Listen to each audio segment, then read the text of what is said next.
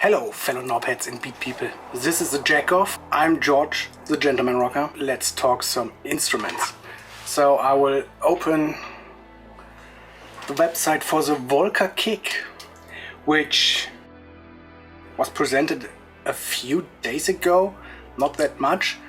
And the first really appearance of the instrument was at BPM. That's where I saw the first real videos about it. A lot of people are saying, what do I need a kick synthesizer for? So if I do some techno music, I have 4 to the floor, which are 4 kicks. Tuck, tuck, tuck, tuck, tuck. Okay, maybe I can tweak it a little bit, but what do I need it for? The same if I do some other stuff, ambient, whatever. I don't need a kick synthesizer, but it's said that it's a kick generator, but it also seems to be a really cool bass or even sub-bass synthesizer, which is tunable, which is playable, so you can play melodies with it. And I can see how you could use this. Let's, for instance, say you're producing dubstep, and you can, of course, do the very analog, hard-kicking kicks with it, but also some of this sub-bassy stuff. And if you are on the Korg website, let me scroll down. There are some sample sounds, and of course if you're just looking for the kick, I hope you can hear it. I will play it.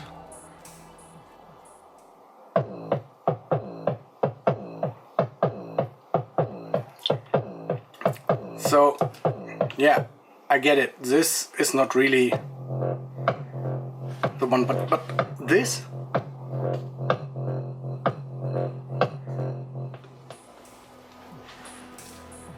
I really like this. And this is not a kick you can get with a normal drum machine. Of course, if you get a really expensive one, but the Volca series is not about being this expensive stuff. So you get a really cool analog sounding kick, which is not the standard 909, 808 kick, which is no problem. I really love both of them, but they're boring. They work perfectly for a lot of stuff, but if you want to have a kick sound that is not the norm, I can see you using this a lot for 160 euros, I think. I'm in Germany, so it's euros here. And yeah, you can get cool sounding kick drums with it. You can do this sub-bass stuff, and with this active step sound where you can pitch it 1 octave up or 2 down, I think. Yeah, 1 octave up or 2 up. Ah, I see. 1 up or 2 up, which is cool. So you can do a bass line and accentuate different steps. Nice. And one cool thing, I haven't seen it in the videos yet. So in the Sonic State video from BPM, they didn't touch on this, but I think you can chain patterns together to have longer patterns, longer than 16 steps, which would be really cool. Especially when there's a way to maybe do 3 or 5 of them and then let them repeat. So you have a song structure with 4 chords, for instance, and you have a kick / bass line under it that is not in the same pattern length. So you don't have 4 and then start from the beginning, but you have a 5th one, and then you start with the first one on the 2nd chord, which which would make your sound a lot more organic, like live played. That's what I meant. So you can do little variations and have the same kick, bass, melody stuff running in every 16th step, but have little changes like this octave up and down shifting or some of these roll effects just to repeat some of the steps. Record it into the patterns and then chain 5 of them to your 4 chords, and you get a lot of not repeating stuff. And I am really thinking about getting this because I have a circuit where I can put samples on the pads. I can put 64 samples into it, and I have a lot of analog sampled snare sounds, hi-hats and stuff like that, and having a living kick / bass sound which I programmed, and combine it with some very static, let's be clear, samples. If you don't play around with the tuning or something like that, they're all the same again and again. You can work around with it perfectly good, but if you play a sample, it sounds the same every time. As I said, you can motion record some changes into it, but if you have analog snares, really analog snares, they will sound a little bit different every time. That's why it's analog. But you don't have this with samples. So having a living kick together with the sampled analog sounds really works for me. I can see that if you're really just the kind of guy who does techno, where you have a straight beat, mostly 909 sounds, perfectly cool.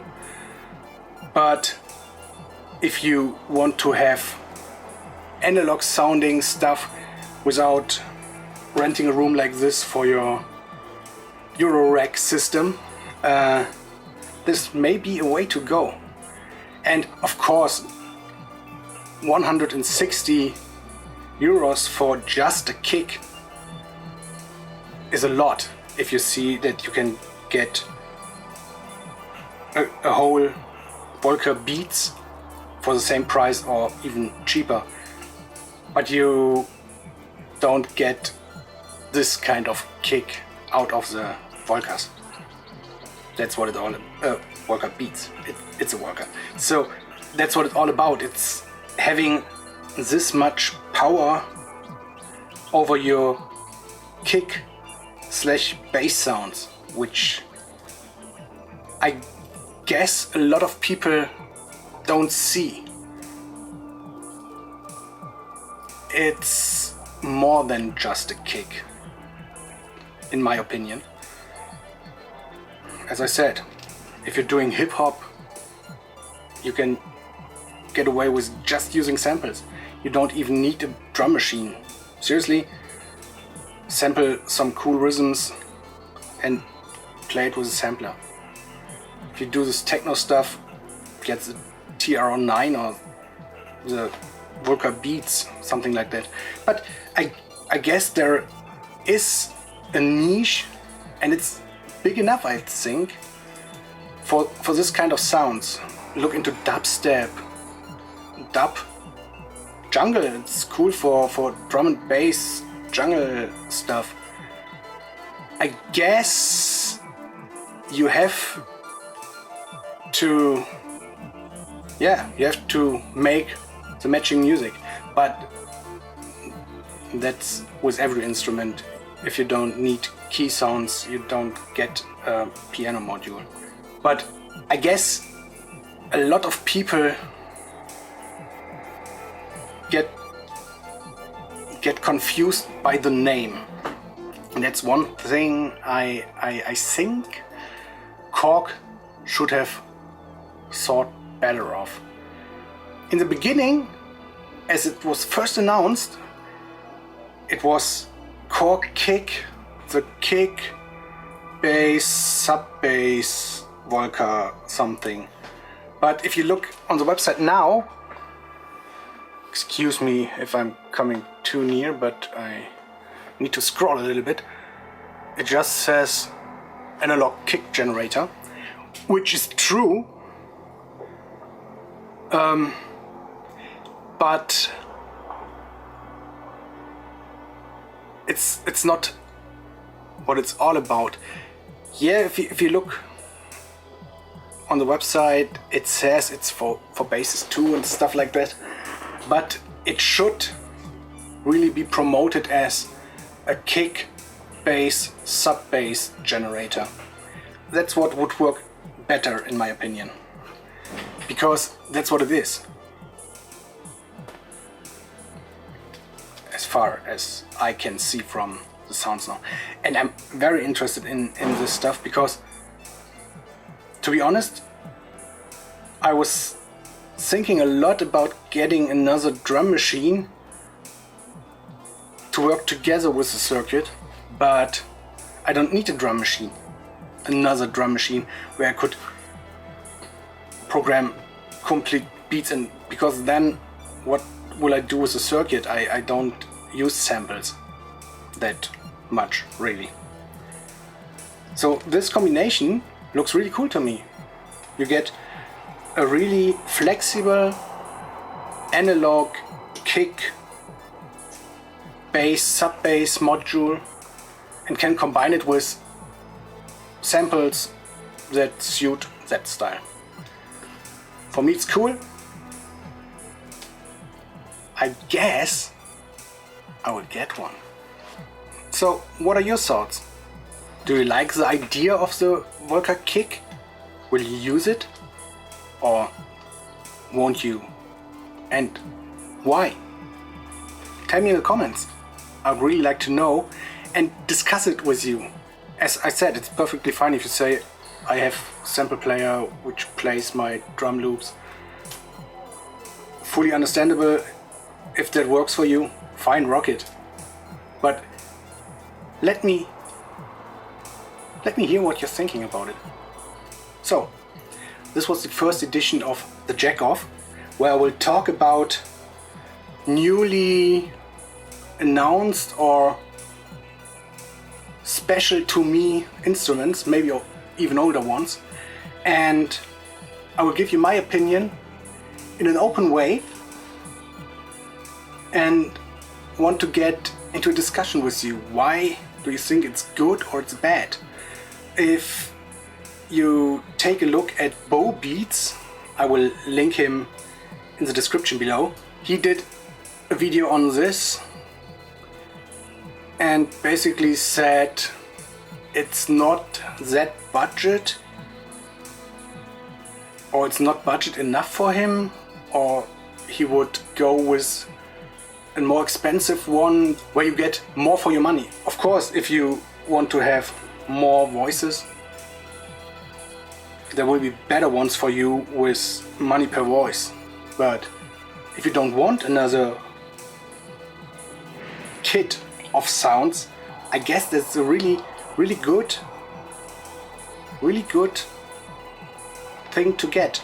So if you liked this video, click the subscribe button, drop some likes on this video, and check in next time. I'm George, the Gentleman Rocker, and you keep on rocking.